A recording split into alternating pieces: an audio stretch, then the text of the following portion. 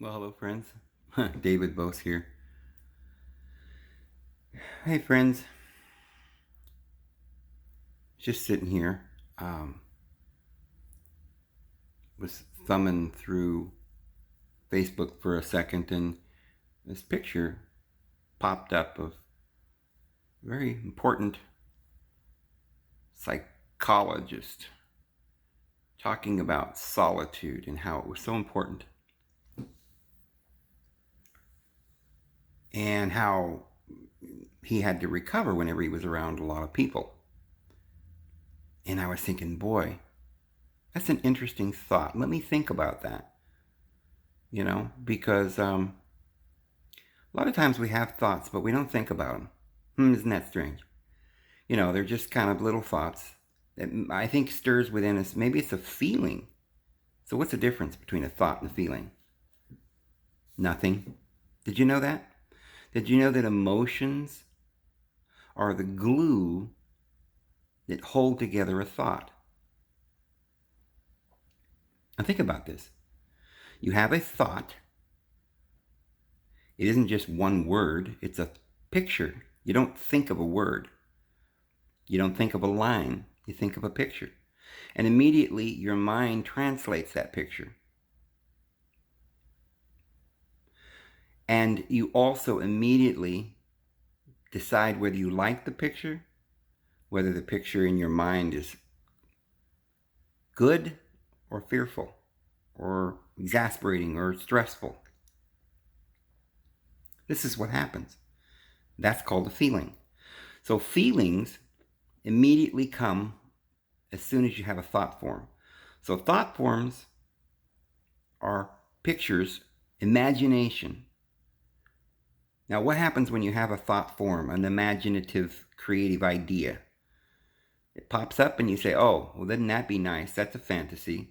But you don't play that one out because we don't have time to play out all these creative fantasies that we'd like to do. We just don't do that. We do that, maybe some very special, amazing people do that. Maybe they have this idea when they're little, I'm going to be an astronaut. Hope it's not an astronaut, but, I'm going to be someone who helps others or whatever. And that's the driving idea, the force in their mind. And that thought, that one initial thought, they hold on to it for whatever reason. Why? Feelings. What is the feeling they had that pulls that thought into a solid form that takes precedence? Maybe the thought is, I want to help people. I'm seeing people sick and dying. My mother and father are in pain, and I just feel the most important thing. Perhaps it was because of a fear, like you saw hunger or depression or violence or something in your life, and it made you sad, angry, hurt, gave you anxiousness. Okay, so in that sense, it couldn't be a good thing. What are those things for, those feelings? They're to let you know something's wrong. So the way to interpret those feelings isn't to hide in a shell, to run away, or feel like you just want to die. That's not what those feelings are for. They're natural, but they're not for that. They're popping into your mind to let you know that thought that you've got in your mind's not good. See, that's what it leads to. Oh my God, I had a thought that I could fall off a cliff. Well, then, you see, stay away from the cliff. You don't stand right on the edge of the cliff. That's why you're having those thoughts, and that's a good thing. It's okay to have thoughts that aren't good, or fears, or, they're to help you. But let's say that while having that fear, you kick in something else, a determination. Sometimes if somebody's beating us down, it just makes us more determined. But see, that's the kind of person that we need to be. Now, look, there's a variable, there's an endless number of scenarios as to how we get in the situation that we're in. Most of the time, it's not our fault because most of us are actually good at thinking. We were created to think. The problem is when we're in an environment where we keep trying to do better. As a child, we envision falling down. We get back up. It don't matter. We're we're all pretty healthy emotionally. Of course, we're all amazing. But if you take and smack that child down, pow, he gets back up. You smack him down again, he gets back up. At some point, that child can no longer imagine getting up and walking. He just can't imagine because he's his mind's like a computer, and he's searching his computer memory, all the scenarios in his brain that he can imagine, putting thoughts and images and fantasies together. Or maybe if I went to the left and circled around to the right and opened the door and ran out the window and took off, well, then I'd starve out there because I need mom and dad to feed me. Maybe he tried that. He ran away to grandma's house, and grandma just grabbed him and put him in the car and took him right back to mom and dad's house, where they just continued to beat him and leave, on their episodes of drunkenness, and leave the kids at the house, and there's no food. And so eventually that child became defeated. You say, well, then what are you going to do, Dave? Well, here's the problem. In most cases, here's the answer. In most cases, we're not actually defeated. We just become, we feel defeated. Now, sometimes it's because, we might be able to come up with a scenario. Like, well, in 5 years, when I get old enough, I can leave house and I go get a job and I'll have my own life. But you see, that may be a way out, but in our own mind, we allow ourselves to be defeated anyway, because, you see, we love our parents, or we associate ourselves with our abuser. Perhaps if the abuser is making life too hard for us, we don't figure a way out of the abuse, because somehow or another, our mind is telling us, playing a trick on us, telling us that it ain't worth living if all the people that we love can't come along into this wonderful paradise that we're creating in our mind. We have this scenario we could make. Oh, I could go over here into a new city and get a new job and live this wonderful life, but I'd have to live apart from all of this pain. Oh, that's good, right? My family wouldn't be coming around kicking me and stomping on me, and this poor environment that I'm living in. Maybe I'm in Detroit and there's no jobs, or but we don't get out because we can't leave behind. We're attached. It's a strange, sick thing that happens. We begin to get addicted to the pain, to the suffering, to the depression. We start telling everybody, look how bad it is. Oh, I'm so sad. Oh, it's so awful. I'm living in this squalor. We somehow along the path begin to stop thinking for a way out and start in our mind trying to create sympathy. Or maybe it becomes a little too hard. Maybe we think, well, the way out would be, it would take getting up and going and looking for a job and writing a resume and putting a suit and tie. Well, I don't have a suit and tie. Okay, well, why don't you just, first things first, imagine how you could get yourself into a situation where you could just get a clean apartment, clean up, and get in a tie and have the ability to look for a job like that. Maybe, or somehow or another your brain can figure out a way around it, but maybe it's too hard. That's where the Bible talks about patience, endurance. But you see, it's compounded. The problems are compounded by our society. Because as I said, if you keep beating a puppy and kicking him, knocking him down, eventually their spirit gets defeated. Okay, so is that it? It's just society, and that's what's causing all of our problems, and we're just going to have to give up because we can't change society. You're just going to have to give up, right? Your family's ruined. They're all drunk and in prison and dying and sick, and, just give up. It's going to happen to you too. No. Remember that it all starts with a thought. And when you have that imaginative thought, if fear pops up or anxiety, then you have those feelings, and those feelings can deceive you into thinking that that's who you are. Well, I'm depressed. That's I am depressed. I am sick. I am helpless. But you see, the I am is the very critical thought that's in your mind. What do you believe you are? You say, well, it's hard to go to work and to do this and to build this house and to put all these boards. I can't imagine getting all these 1,000 boards put into place and made into a big house. So I'm just not going to do it. Well, you see, some people figure it out. What they do is they say, oh, this is going to be hard. This is as hard for them as it would be for you. But they have been taught some sort of discipline, maybe somewhere in their life, or maybe they're whistling and having a good day because their mother said they could do anything. And so they said, you know what? Mom says I can do anything, so I'm going to try it. And I think I can do it. She's given me courage. So you go over there and you take a board and you put it up and you say, I don't know how this is going to go. Well, I'll go get a book or something. I'll figure out how to make a frame, and I'll figure, and you just one step at a time. At first it's hard, and then you start beginning to see the shape of the house starting to take form, and you start building.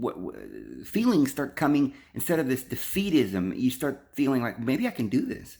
Because you see, I didn't realize it, but look at how far I've come. If I can do this, then maybe I can finish this thing. And then, you build this one part of the wall, and there's, when somebody comes over, your mom or your girlfriend or somebody, say, oh, wow, look what you've done. You're amazing. And that somehow gets into your blood, and you're like, oh, man, people think I'm amazing. And so you want to push harder. You see how this works? But you see, you can be your own best friend, or you can be your own worst enemy. This is what's happening. We're being defeated by the society we live in. We're being told you can't do anything. They've destroyed our parents and our families, and now they're just trying to destroy you. So how are you going to defeat them? Well, you're going to have to be your own encourager. You're going to have to say, look at what you can do. You're going to have to start speaking truth to power. You're going to have to start overcoming these thoughts that's inside of you, these pictures that's spontaneously coming up of you falling down or being defeated or not making it or just giving up or, being homeless or something, or defeated in any way that your little mind will imagine. You're going to have to say, enough. All of my thoughts are my very own. Whatever's happened unto this point that's caused me to think like this or to be afraid, you say, well, you're afraid because you're a little weakling. You can't beat nobody up. You don't got no muscle. So I'm defeated. Wait a minute. What about you start eating right, get some exercise, get working out your arms, and pretty soon you're not going to be weak anymore. Oh, but that's a long process. So I can't do that. I don't want to do that. I'm defeated because I don't have the courage. Okay, then you're going to have to say, okay, how important is it? What do you want? Do you want to be defeated? Well, no, Dave, I don't want to be defeated, but it's just too hard. I don't want to. Well, actually, our instinctual nature is not to be defeated. So something very serious must be going on with your life, and you're going to have to think about it. You're going to have to think about why you're finally, most children, they get knocked over and they get back up and they learn to walk. Most of them within a year or so, give or take. It's just natural for a child to. But if you put a baby in a crib and you never let him walk around, it's going to take longer. If he's not got parents that are, encouraging him and clapping and smiling and waving him on, say, come on, you can make it, you can make it. See, if you don't have that, but you're just thrown into a corner and your mother's on drugs and, it's a whorehouse, and your brothers are in gangs and they're making loud noises, and you hear all kinds of gunshots in the street, and, you're huddled in a corner. You're frightened out of your mind. You're just a baby, but you're frightened. You're barely getting anything to eat. that's healthy. You're physically sick. You're tired. You're not growing correctly. This is defeatism on steroids. But it only takes one person to come along. And that person could be you. Of course, it would be almost difficult, impossible for a baby to get out of this situation, because the baby's never been taught from anyone any example of courage.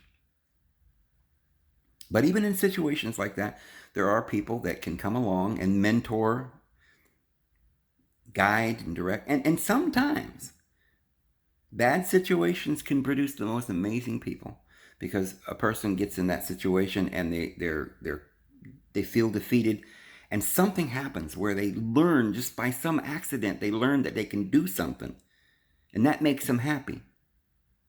All their life they've been defeated, but somehow or another somebody came along and said, "Hey buddy, you want a job?"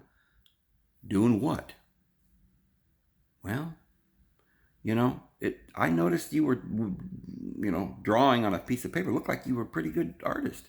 It's like you got a natural talent, on that guitar. I heard you singing. It sounds good. Come on over here. I think, you've got some talent. Or I saw you, look like you were very creative. I've got a job for you. I want you to work for me." And this person starts just implanting this little thought in your garden of weeds. This one little flower starts growing up that says you can do something, you can be someone. That little flower just makes you so happy. Maybe that one flower makes you happier than this other guy over here who's got a whole garden, who's all his life always had his garden, never a weed ever. Oh, everybody's so wonderful and happy, and dad's a millionaire, and, mom's a glamour model, and everything's so wonderful. And the kid grows up not even understanding or appreciating any of his flowers in his garden. But you've got this one little flower, and it just amazes you. And so it's actually sometimes the people that have been put down at the very bottom of the rung that stumble somewhere along the line upon one little road out, and they take it. And that gives them so much joy and appreciation that they pursue something, just happen to pursue. But let's not leave our life to happenstance. Let's use our minds. Let's use logic, and let's not just sit in the corner with the bottle of whiskey and trying to just get through the day. But let's stop. Let's get sober for a moment, and let's just analyze why we're in the situation, what caused it, from our childhood to where we're at. Just think about it. It could take you weeks and months to figure all of this out, to figure out who you are and what you want to be, what you want to do with your life. But you can do it. You can find a thought form. It may just be a fantasy, but that thought form, if you put it in your mind's eye, you say, "That's what I want. That's what's going to make me happy." And please don't choose some kind of a fantasy where you're a pimp, hurting other people, right? Buying and selling other human beings, or lording it over others, or hurting people, or no, because that may give you power and it may give you some sort of satisfaction, but it's a wicked satisfaction that eventually will lead to your own fall. And it will be a great one. So we're not talking about that. We're talking about finding purpose. We're talking about finding something that gives you deep, deep peace and knowingness, security. Something that gives you more courage and more strength and more character. It may be a little hard to imagine how you're going to get from point A to point B, but you can if you start thinking about it and you put this in your mind. You start realizing, first of all, that you can do anything you want. You're not defeated. And here's how you're going to be able to do it. Just be determined that that's what you want. Put those thoughts in your mind and pursue it, what you're trying to pursue, and don't give up and don't be defeated. Don't let anyone discourage you, no matter what. So let's go back to the original point, because it's very important if we're going to do this that we understand our thoughts. So what is a thought? Well, it's a picture in your mind. And then you put it into words, right? How else are you going to communicate to others or even to yourself what you're looking at? You may have a thought in your mind and you never put it into words. You know, that's what happens when you dream at night. You have a wonderful dream. You wake up so happy. Oh, it's just like, oh. And then you wake up and boom. Uh-oh. That was so happy. I feel so good. But I forgot what I was dreaming about. It just was happy. I just remember this little face or something happening, or someone was talking to somebody. I found the love of my life, or something in my dream. But, you know, the reason you don't remember is because you never put it into words. See, those dreams you have at night, they're just millions of fantasies and thoughts. Some of them are all your fears. Everything that's ever gone through your mind might come up into you. Whatever suggestion you give your mind before you go to sleep that day, or whatever's going on in your life, you're going to dream about it. But let's be more organized. Let's purposefully guide our thoughts. Let's start telling ourselves, what do I want? Let's start thinking about those things and let the universe work it out. Let my mind and my thought process figure out a scenario. You know how in your dream you're walking along by a cliff or something, and all of a sudden, out of nowhere, somebody you've known, it's a bad guy. He's a person that you fear deep down inside of yourself. He's stronger than you. He's bigger than you. He's mean, and all of a sudden this person appears, and all of a sudden, just like boom, like that, the ground underneath you gives way and you fall off the cliff, or some crazy thing happens out of nowhere. Nothing in your dream ever just comes into the picture without sort of a reason. You saw something that sort of busted your fantasy or your bubble. You may have been walking along a beach. It may have been beautiful flowers, and all of a sudden a monster appears. That is a thought that you allowed in your conscious waking to consider. And that suggestion that you think and that you believe that someone else put into your mind, or whatever from your childhood, or that's in there that is deep down in your subconscious, it'll rise up and destroy your paradise. So what you have to do is never allow any of those monsters to have any power. And it's more than just forgetting about them. It's defeating them by learning and understanding and gnosis. You know, it takes courage, it takes power, integrity, it takes all those things. But eventually you've got to know that they don't have power. The monsters can't have any authority or power over you. And how is that? By simply knowing that you're powerful, that you have the ability, that you can just, if a monster can appear, then guess what? So can a magical sword in your hand, or the invisibility cloak, or a boom. You can get, right, the helmet of salvation, and you can, the shield of faith, boom, there you got it. You just have to remember that you're in charge of your life. No matter how you were born into this world, whatever your parents or your families or, the situation, circumstances that you were born into, you're in charge. It's your life. You get to do the thinking, because depending on what you're thinking, that's what's going to happen. But if the monster comes up and your beautiful paradise turns into a fearful run for your life, then you're no longer in your paradise. All of a sudden, the scenario around you in your dream turns into falling rocks and fire and snakes, and they just seem to pop up into your dream. And it's a nightmare. You wake up sweating and crying. Some of you are in a nightmare in your life. And you can do something by simply waking up. Waking up in your conscious life. You're conscious of this life and all that's going around, but are you really conscious? You must achieve Christ consciousness in this world. And that means you must defeat the enemy. You must know what is real and what is not real. You must be able to focus on all that is good and what you want. If your eye be single, your whole body shall be full of light. If you can learn this, you can change your life. You can do anything you want, and I mean anything.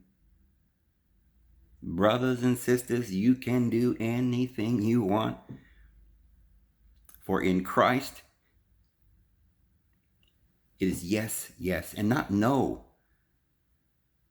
Whatsoever you ask. You see, in Christ, that's that inner, powerful, spiritual being within you that can think anything it wants to and has power over heaven and earth, and all authority has been granted unto you.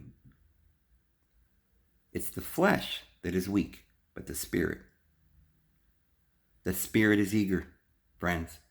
The spirit is invincible. Your mind can do anything it wants, and eventually what you believe is going to come true. So, what is a thought? A thought is something that you put inside your mind, that you fantasize or you desire. What is a feeling?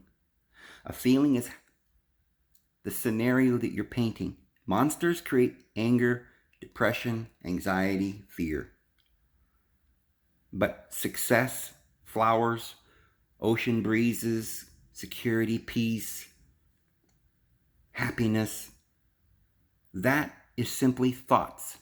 And as you think those thoughts, they make you feel better. Those are the thoughts you want to have. The thoughts that make you happy. And I don't mean just daydreaming. I mean planning, believing, pursuing, being determined, going forward, not allowing those demons to have any authority over you. Cast them out. Ask them their name. What are you? Find out what they are, why they're haunting you, and then you tell them to leave in the name of that inner spiritual Christ within you, who has the authority, who sits at the right hand of God. Because remember, this is the temple of the living God, and God dwelleth in you, the temple of God. Christ sits at the right hand of the Father. He went his way and sprinkled his blood in the most holy, which is in the temple, which is you, your heart. And he cleansed the defilement that's upon your heart, which is guilt. He got rid of it. There is no more condemnation in those who follow after Christ. You don't need to feel guilty or ashamed, because it's not your fault. So we need to go forward in the hope of eternal life and happiness. And as we pursue those goals and we meet those goals and we get more and more confidence and faith, we'll also become happier. We'll add to our knowledge virtue, and we'll have eternal life, because whatever we say shall be done. And we will show others. We will give it that example to everyone else around us. And we'll say, come, follow me. Follow me as I follow Christ. So anyway, friends, I'm going to go ahead and leave it here. Let's get out there and change the world. This is David Vos. We'll see you again tomorrow.